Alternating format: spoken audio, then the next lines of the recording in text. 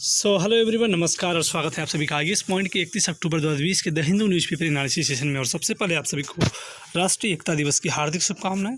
और बात करें आज के इम्पॉर्टेंट एस्पेक्ट की, आर्टिकल की, तो वो कुछ इस प्रकार से होंगे कि देखिए फ्रेंड्स, यदि हम बात करें आर्टिकल्स की, तो सबसे पहला जो हमारा आर्टिकल है वो हमारे एडिटोरियल पेज से लिया गया है। और सबसे पहला आर्टिकल का नाम है हमारा साइंस ऑफ मानसून, यानी मानसून का जो साइंस होता है उस पर हम सभी लोग ब्रीफ डिस्कशन करेंगे। साथ ही साथ टेरर इन नाइस, ये अपने आप में हाईलाइट फॉर्म में चलता हुआ मुद्दा है, इसको हम सभी लोग जानेंगे। साथ ही साथ मालाबार में नेवल एक्सरसाइज होने वाली है इंडिया की, इंडिया भी उसमें हिस्सा ले रहा है, इस पर हम सब लोग बात करने वाले हैं। साथ ही साथ 15th फाइनेंस कमीशन है, इसके हम लोग की हाईलाइट्स को समझेंगे। और फाइनली आज के द हिंदू बेस्ट क्वेश्चन को देखते हुए सेशन को संपूर्ण करेंगे। तो फ्रेंड्स, यदि हम बात करें उन सभी आर्टिकल की जिन पे हमें डिस्कशन करना है, तो सबसे पहला जो हमारा आर्टिकल है टेरर इन नाइस, यानी कि नाइस एक शहर है, कहाँ का? फ्रांस का एक शहर है जिसका नाम है नाइस। और वहाँ पे जो टेरर हो रहा है, यानी वहाँ पे जो आतंकी गतिविधियाँ चल रही हैं, या एक प्रकार से कहें आतंक का जो माहौल बना हुआ है, उस पर बेसिकली बात करें। अगर हम बात करें इसके बेसिक एस्पेक्ट की, तो हम सभी जानते हैं कि पिछले दिनों एक टीचर्स ने क्या किया था, और कोई किसी एक कम्युनिटी के खिलाफ, यानी एक प्रकार से हम कहें सीधे तौर पे, तो जो मुस्लिम कम्युनिटी है उसमें उसके खिलाफ एक कार्टून जारी किया था। और उस कार्टून के तहत उस जो टीचर था उसको एक 18 वर्ष के बच्चे ने क्या कर दिया, उस टीचर का गला काट कर उसकी हत्या कर दी। उसके बाद उस टीचर की हत्या होने के बाद फ्रांस में अराजकता का माहौल फैला हुआ था। अभी वो माहौल बीते कुछ दिन भी नहीं हुए थे कि अभी तत्काल पिछले थर्सडे की बात करें, यानी गुरुवार की बात करें, तो पुनः एक घटना घटी जिसमें एक पर्सन है वो लगभग 3 लोगों को क्या करता है, चाकू की मदद से, किसकी मदद से? चाकू की नाइफ अटैक करता है। लगभग 3 लोगों की डेथ होती है और कई लोगों को इंजर्ड करता है, घायल करता है।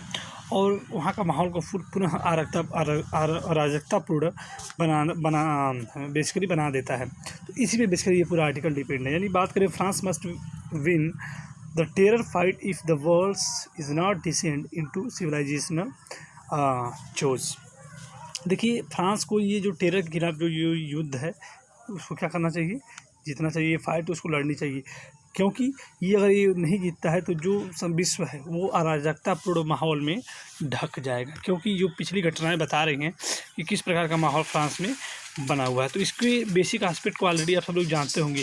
देखिए, किसी भी कंट्री में अगर अराजकता का माहौल बनता है तो वहाँ के जो रूल रेगुलेशन है, वहाँ के जो रूल्स इम्प्लीमेंट किए गए हैं उनको अच्छे से फॉलो नहीं हो पाते हैं, तभी हम कहते हैं कि उस कंट्री में अराजकतापूर्ण माहौल है। तो इसी को बेसिकली कंट्रोल करने के लिए फ्रांस को अन्य देश का भी साथ देना चाहिए, और अन्य देश भी फ्रांस को कि अपना सपोर्ट दें, क्योंकि वो टेरर की फाइट में वो जीते।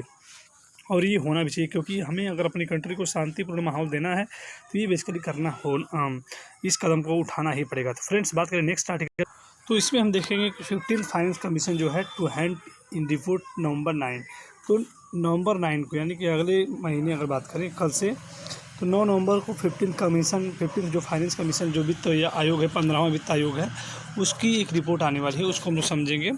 और तब एक और आर्टिकल आएगा, उसके माध्यम से हम उसके सभी ब्रीफ बातों करेंगे। लेकिन इस आर्टिकल में जो 15th कमीशन है, जीएसटी कंपनसेशन टू स्टेट में फिगर, तो इस कमीशन के माध्यम से उन सभी बातों की चर्चा हुई। जैसे कि अगर बात करें, जो सेंटर के द्वारा जीएसटी लागू की गई थी, उसके बाद जो राज्यों को उनको कंपनसेट करना था, यानी जीएसटी में अगर जो भी भुगतान थे वो राज्यों को करने थे, किसके द्वारा? सेंटर के द्वारा। क्योंकि जो उनका रेवेन्यू होता है, अगर वो कलेक्शन नहीं हो पाता है तो जो सेंटर है उसको उस रेवेन्यू को भरपाई करने के लिए कंपनसेट करेगा, यानी भरपाई उस नुकसान की करेगा। तो और भी बहुत सारे जो मुद्दे हैं उनको लेते हुए अगर हम बात करें एक दृष्टिकोण की 15th फाइनेंस कमीशन की, तो वो कुछ इस प्रकार से होगी कि 15वां वित्त आयोग जो है वो बेसिकली क्या है कि केंद्रीय मंत्रिमंडल ने 22 नवंबर 2017 को 15वें वित्त आयोग के गठन को क्या दी थी, मंजूरी प्रदान की थी। इसके बाद क्या होता है कि 15वां जो वित्त आयोग है का कार्यकाल है 2020 से 25 तक का होगा। अभी तक 14 वित्त आयोग का गठन किया जा चुका है। तो ये सब बेसिक जो जानकारी है वो आपको कहीं न कहीं आपकी नॉलेज में इंक्रीमेंट करती है। तो 15वां जो वित्त आयोग कार्यकाल है वो 2020 से 25 तक होगा, और अब तक जो है 14 वित्त आयोग का गठन किया जा चुका है। 14वें वित्त आयोग की सिफारिशें जो है वित्तीय वर्ष 2019-20 तक के लिए ही सिर्फ क्या थी, लीगल थी, वैध थी।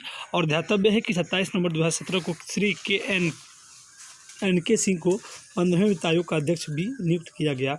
प्रथम वित्त आयोग के अध्यक्ष जो थे वो केसी योगी थे। थोड़ा सा ये जो बेसिक एस्पेक्ट है वो आपको याद होना चाहिए कि जो पहले जो फर्स्ट फाइनेंशियल कमीशन के जो अध्यक्ष थे वो थे केसी नियोगी, और जो वर्तमान में बनने वाले हैं वो हैं एन.के. सिंह। श्री एन.के. सिंह भारत सरकार के पूर्व सचिव एवं 2008 से लेकर 2014 तक बिहार से राज्यसभा के सदस्य भी रह चुके हैं। और बात करें अगर वित्त आयोग की आवश्यकता की, तो भारत की जो संघीय प्रणाली केंद्र और राज्यों के बीच शक्ति एवं कार्यों के विभाजन को ये अनुमति देती है, और इसी आधार पर कराधान की शक्तियों को भी केंद्र और राज्यों को भी विभाजित किया जाता है। अर्थात अगर हम कि जो पहला वर्ड लिखा हुआ था कि जीएसटी कंपनसेशन टू स्टेट में फिगर, तो केंद्र और राज्य के बीच की जो शक्तियां हैं और साथ ही साथ कराधान यानी कि टैक्सेशन की अगर बात करें, उसका बंटवारा सेंट्रल गवर्नमेंट और स्टेट गवर्नमेंट के बीच का जो बंटवारा होता है वो बेसिकली वित्त आयोग के द्वारा ही किया जाता है। तो फ्रेंड्स, ये रहे उसके बेसिक एस्पेक्ट। बात करें नेक्स्ट आर्टिकल की, तो इस आर्टिकल में Malabar naval exercise to kick off next week, तो अगले सप्ताह इस पर भी आर्टिकल आएंगे, जिसमें हम लोग जब मालाबार नेवल एक्सरसाइज में हम सब लोग जानेंगे इसके बेसिक एस्पेक्ट को। तो जो मालाबार नेवल एक्सरसाइज होने वाली उसमें अब तक ऑस्ट्रेलिया जो है शामिल नहीं था, लेकिन इसके पहले कौन कौन शामिल था? यूएस, इंडिया और जापान शामिल था। इसके पहले जितने भी मालाबार नेवल एक्सरसाइज हुए थे, तो अब की बार जो नेवल एक्सरसाइज होने वाले हैं अगले सप्ताह में, उसमें ऑस्ट्रेलिया भी शामिल होने वाला है। तो ये अपने आप में इंपॉर्टेंट हो जाता है। तो Australia to join navies US, Japan, Bay of Bengal, in Bay of Bengal यानी बंगाल की खाड़ी में ये बेसिकली होने वाले हैं। कौन सा? Malabar exercise. The first phase of Malabar of naval exercise with Australian, Japan and US is scheduled to be held next week of Visakhapatnam coast. तो किस बंदरगाह पे होने वाले हैं? विशाखापट्टनम। और ये जो है this is the first time Australia will be joining the exercise after 2007 and it will be bring of all 4 countries of the quadrilateral grouping together of the military games. इसके पहले ट्राईलेटरल था। क्या था? जो एक्सरसाइज होते थे वो थे ट्राईलेटरल, यानी कि 3 देश थे। अब जो है अगले सप्ताह जो होने वाला है वो क्वाड्रिलेटरल हो जाएगा। क्या हो जाएगा? क्वाड्रिलेटरल। तो उसमें कौन कौन देश भाग लेंगे? बेसिकली आपको याद होना चाहिए, इंडिया, यूएस, जापान और ऑस्ट्रेलिया। ऑस्ट्रेलिया जो है 2007 के बाद पहली बार इस मालाबार एक्सरसाइज में क्या हो रहा है? सम्मिलित हो रहा है। तो फ्रेंड्स, नेक्स्ट की बात करें तो इसमें आप देख पा रहे होंगे कि लिखा हुआ है कि साइंस ऑफ मानसून। तो मानसून का जो साइंस है उसको हम बेसिकली बात करें। देखिए, कंसर्न का विषय ये है कि अगर फ्रेंड्स आप खुद इस धरती पे रहते हैं, हम खुद इस धरती पे रहते हैं, इसमें कोई चिंता की बात नहीं है। आप भी हैं, हम भी हैं, हम लोग खुद देख रहे हैं कि जो एटमॉस्फेयर है, जो हमारा वायुमंडल है, जो हमारी जो प्रकृति है, उन सब में कहीं ना कहीं चेंजिंग हो रही है बिकॉज ऑफ किसी प्रकार से आप ग्लोबल वार्मिंग कर लीजिए या हमारे द्वारा जो किए गए कर्म हैं वो सबका फल मिल रहा है या जो भी है। एक अगर हम लोग व्यंग्यात्मक वर्डों में बोलें तो ये कहीं कहीं सब उसका ही रिजल्ट है कि मानसून की स्थिति में परिवर्तन हो रहा है, वर्षा अधिक हो रही है तो कहीं बिल्कुल नहीं हो रही है, कहीं हर साल इंक्रीमेंट हो रहा है। उसी पे बेसिकली आर्टिकल संबंधित है, क्योंकि जो भी प्रकृति का छेड़छाड़ हो रही है उसी का ये बेसिकली रिजल्ट है। India needs better science to prepare more effective disaster management of plans. तो इंडिया को क्या आना चाहिए? और अत्यधिक इफेक्टिव यानी प्रभावशाली डिजास्टर मैनेजमेंट प्लान्स को तैयार रखना चाहिए। यानी कि इंडिया को और भी अधिक प्रभावशाली इफेक्टिव डिजास्टर मैनेजमेंट प्लान को तैयार करना पड़ेगा, तैयार करना चाहिए, क्योंकि जो साइंस ऑफ मानसून है वो कहीं कहीं बार बार चेंज हो रहा है। तो बात करें अगर इसके आर्टिकल की, तो the south east monsoon 2020 has officially drawn to an end with the India's meteorological department यानी कि IMD। इसकी वेबसाइट पे भी आप जाकर देख सकते हैं, हर साल की जो मानसून रिपोर्ट है IMD की वेबसाइट पे, यानी कि India meteorological department declaring a withdrawal of the associated wind and rainfall pattern from India to Wednesday को इसने क्या किया? अपनी वेबसाइट पे डाला हुआ है। और the over 8% surplus this year has surpass the IMD estimate. तो IMD ने कहा कि लगभग 8% जो है सरप्लस हुआ है, क्या? जो वर्षा की जो सिस्टम इस बार की अगर बात करें वर्षा का जो शेड्यूल था। For the first time since 2010 India has got more than 100% of its long period average LPA of 18.8 centimetre in consecutive year. तो जो हर साल का जो क्रमागत जो LPA होता है, लॉन्ग पीरियड जो एवरेज होता है, वो लगभग इंडिया का क्या है? 88 सेंटीमीटर। तो ये आपको याद रखना होगा कि इंडिया का जो हर साल का जो LPA है, लॉन्ग पीरियड एवरेज जो है वो 88 सेंटीमीटर का है। और इंडिया गॉट जो लगभग 2010 के बाद अब तक, सिंस 2010 लेकर अब तक जो इंडिया इस बार की अगर बात करें तो India got 100% of its long period average of 88 centimetre in consecutive year. तो पहली बार ऐसा हुआ है कि इसमें लगभग 100% की बढ़ोतरी देखने को मिली, यानी कि वर्षा की जो सिस्टम है उसमें बहुत ही अधिक इंक्रीज हर साल हो रहे हैं, हर साल अधिक उसमें इंक्रीमेंट हो रहा है। Last year of the country saw record rainfall of 110% of the LPA, the highest in the quarter century.